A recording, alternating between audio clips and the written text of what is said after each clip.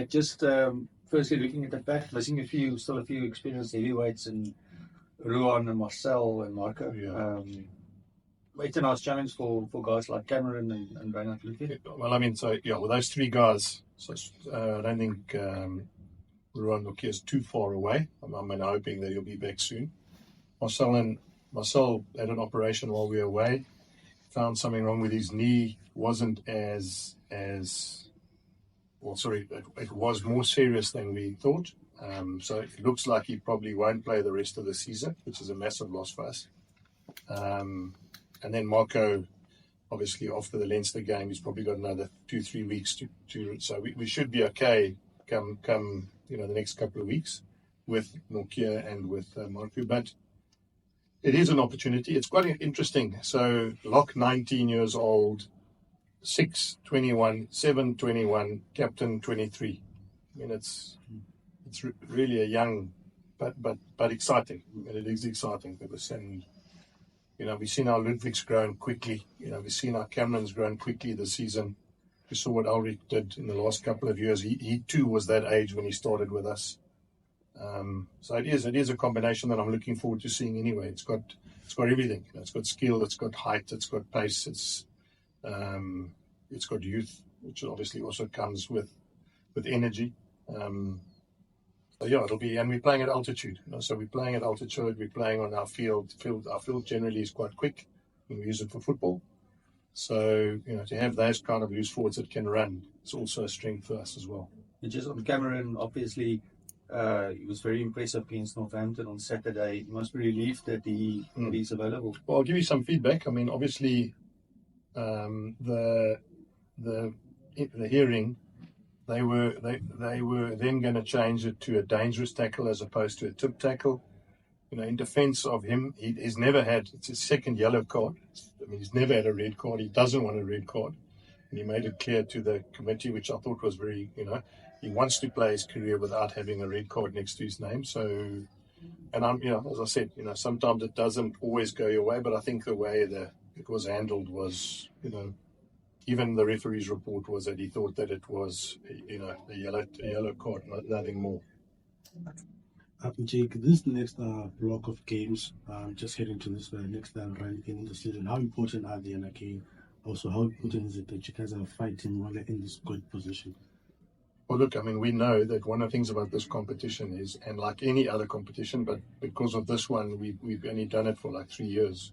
His home ground advantage when you get to the end of the tournament is vital. You saw what it meant to the Stormers, playing 2 home finals. It's not only financial, it's also the ability to actually play against the best teams at home, give yourself a chance to win. And now it's very open. When I say open, yes, there are a lot of permutations. You've got Leinster out here. I don't know what team they're going to pick to play against Stormers and Lions. I've seen the Sharks team have gone, obviously without their box. That obviously puts pressure on us because Glasgow are the one team we would like to catch as well. So all we can do, I think, is just make sure we win as many games as we can between now and the end of the playoffs. So we give ourselves the best chance to finish as high up as possible. Sometimes it might be out of our hands because if we win everything, Glasgow win everything and Leinster win everything, it'll stay the way it is. So, and you want to then anyway go into those playoff games having won your last couple of games with momentum. Jake, for tomorrow's game, Munster have shown to be quite accurate in attack. Also, you guys are quite a good attacking team. Yeah. How exciting is that sort of matchup? Look, Munster are URC champions, and that's what people must understand. They beat Stormers last year in Cape Town. That hasn't happened. Many teams haven't got that right. And as you say, I mean, it's not only the attack. I mean, they've got a good team. So. That's why we're going to have to take. It's like a final for us as well because they like the Stormers in South Africa were the benchmark for the competition, and they know how to win in South Africa. Any team who's beaten Stormers there obviously would put that into their memory bank, and they beat us last time easily. Last time we played them in Munster, I think they beat us 31-7. So I mean, shows you they've beaten us convincingly before. We're going to have to play well to beat them tomorrow. Jake, just quickly back on Cameron. there's certain fundamentals stay the same actually, in the lostrio and something, but is there anything specifically technical or that you've asked from Cameron, or have you sort of just asked him to sort of bring his energy and do what he's done at 8, into the 6th position? Hans, I actually don't know which is his best position yet, to be fair. I mean, if I look at a guy like Josh van der Flier, he reminds me a lot of Josh. And I mean, Josh is an out-and-out open-side flanker with pace. And there are things that Cameron does that is Josh van der Flier-like. And when I've got, Gumedi playing well, and I've got Elrigh playing well, and I've got Janus Kirsten coming back, and I've got, Marco coming back, I've got to then find which is the best combination, I think. But in Cameron, I think that's what makes him so exciting, is that I don't think it's a big adjustment to go from 8 to 6. I think he's got, I asked someone just now, and I don't know what the English word for it is. I know, but it's not the same when you say it in Afrikaans. He's got incredible voorgevoel. And in English, I mean, that doesn't sound the same. If you say he's got good feel, and I think that sums him up. He knows, it's almost like he knows where to go. And so, if I answer your question, there's nothing I need to tell him. I think his feeling or his voorgevoel for me is something that makes him different to other players, And that's why I think whether you put 6 on his back, 8 on his back, 7 on his back even, I'm sure he'll understand where he needs to go. Brendan? Just about the young lostrio as well. They're going up against almost an Irish lostrio, Peter Mahoney. Alex Killerman and Gavin Coombs were very good in the last game against you guys as well. They're quality guys, even though they may not be incumbents. Yeah. No, Brendan, then you go look. Errigh might play 5, and he'll play against Jeff van Heerden, who's 19 years old.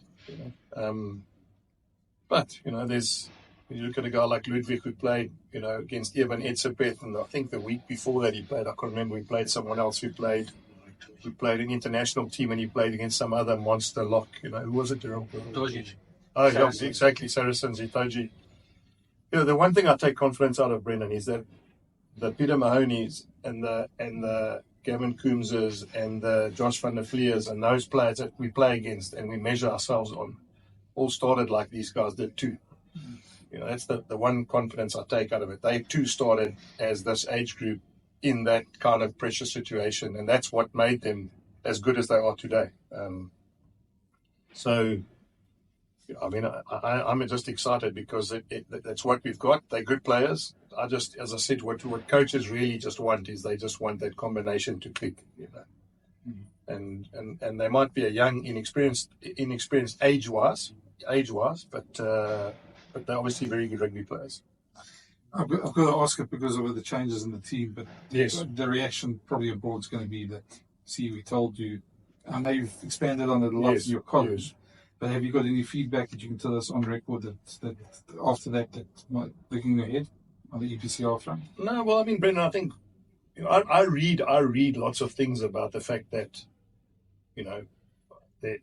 put this way, that was the B team and repercussions and all that thing. At this point, I think anybody who understands and sees the lie of the land would understand that it's not unique. In other words, I wrote a column this morning which I explained again.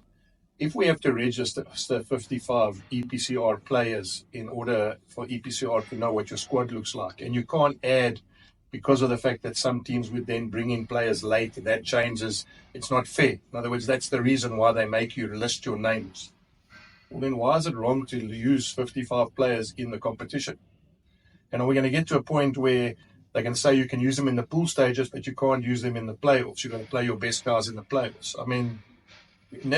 Sport's never going to work out like that. So, the thing for me is I want to win everything. I would love to stay in Europe. I'd love to play in that competition. I'd love to be able to beat La Rochelle and Leinster and Toulouse. At this point in time, we've lost to Toulouse in Toulouse. We haven't played La Rochelle, which have been champions 2 years. We've played Leinster. We know when they're on fire how good they are. If they're signing guys like Geordie Barrett, Tupou, and Elrigh Snyman, we have to compare apples with apples. And all I want to do is get to a point where we have 55 really good players, where it doesn't make any difference, where the depth is so strong.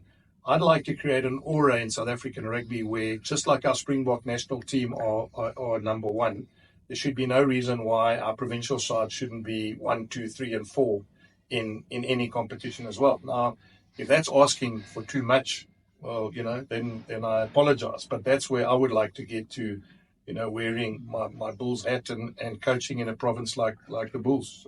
So people will say, showed you, told you, and they're probably right. I could have told you too.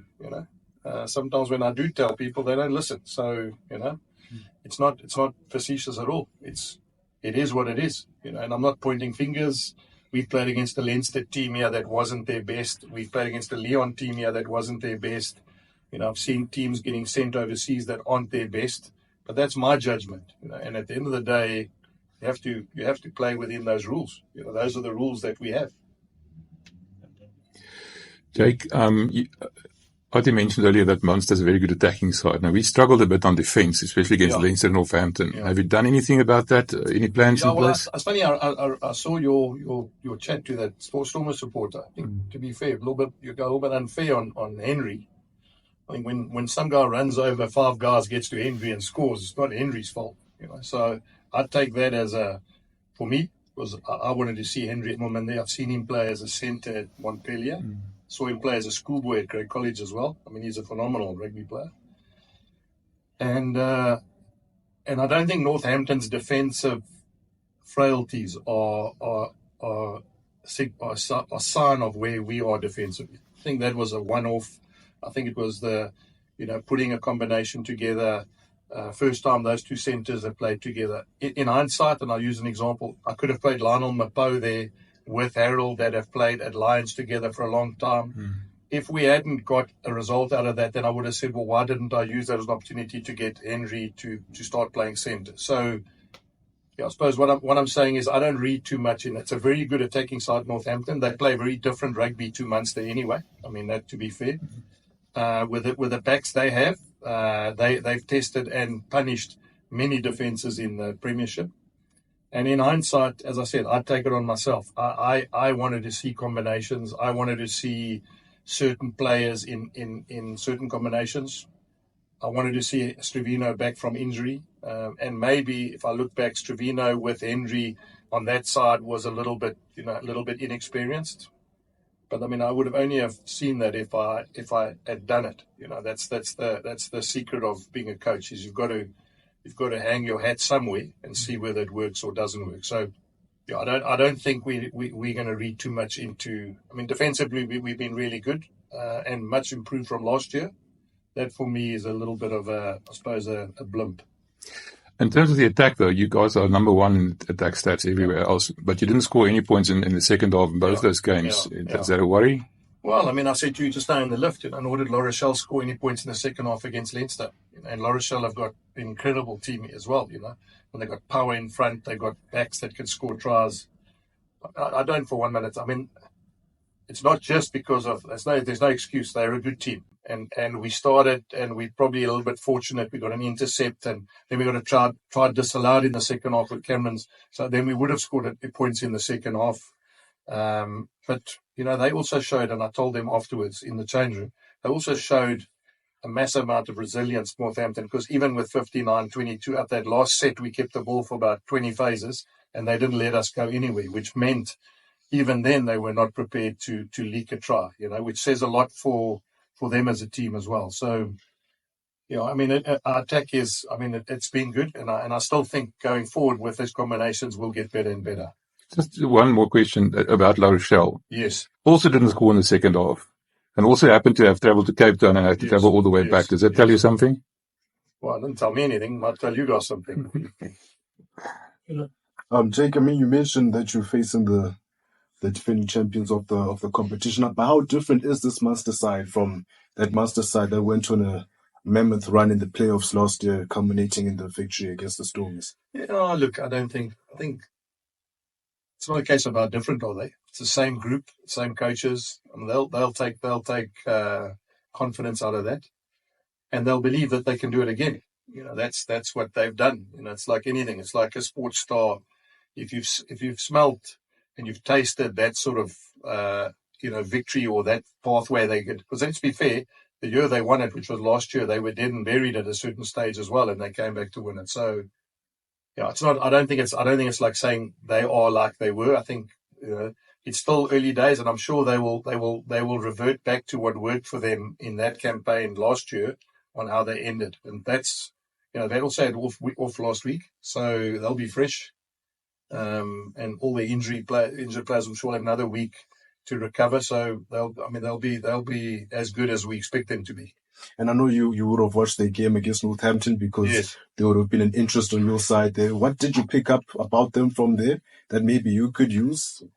Well, look, I mean, it was quite interesting because I had to watch both teams because I wasn't sure which one we were going to play, And so I don't think it's just in isolation watching Munster against Northampton. Watching Munster this season with now on fire, they're a good team and they've played well and they're not champions of URC for nothing. I mean, they've beaten the top sides.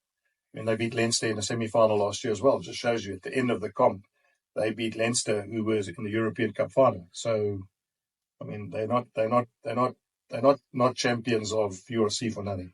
And then lastly, from my side, you mentioned it's a big blow to lose, of course, one of your co-captains in Marcel Coetzee. But during the season, you've been able to blood in some young loose forwards, giving them experiences. This now, you're bearing fruits from that, giving these young guys an opportunity now that they have to be there. I am, but also remember last year when I made Ron Norkier captain, people wanted to, now Elrigh Louw's the captain. So slowly what happens is you're creating more leaders. And I read a wonderful article by Simon Halliday saying that one of the things that good teams are getting is they're getting lots and lots of leaders coming from, and you use South Africa as an example. You get guys that are coming from different clubs and they become leaders in the Springbok setup. And so internally at our union, we're trying to create as many leaders as possible. Now, it's quite interesting. This morning we had a meeting and we went through the game and we decided, chatted about different areas. And so we spoke about breakdown and Cameron Hanekom got up and spoke about the breakdown. And then we spoke about the line-out and Ludwig spoke about the line-out. And then we spoke about defense and Kane and Moody spoke about the defense. Now, I mean, there are not many teams that have 3 21-year-olds talking before a game on, as I said, I've been coaching a long time. There are not many times the 21-year-old guys get up and are the spokesperson for those areas of the game. So what that says to me is we're in really good place because of our youngsters in age are now getting up and talking about how they want things to be done in those areas. You're going to create more and more leaders. You're going to create more and more people that do their homework. You're going to get more and more people that become professional and prepare themselves properly for games. And that's basically, I think, one of the secrets of successful teams is having guys who take ownership and having guys that are prepared and done their homework as well as they can for big games. Well, good. Thank you. Thank you. Thanks, Jay. Much. Yeah.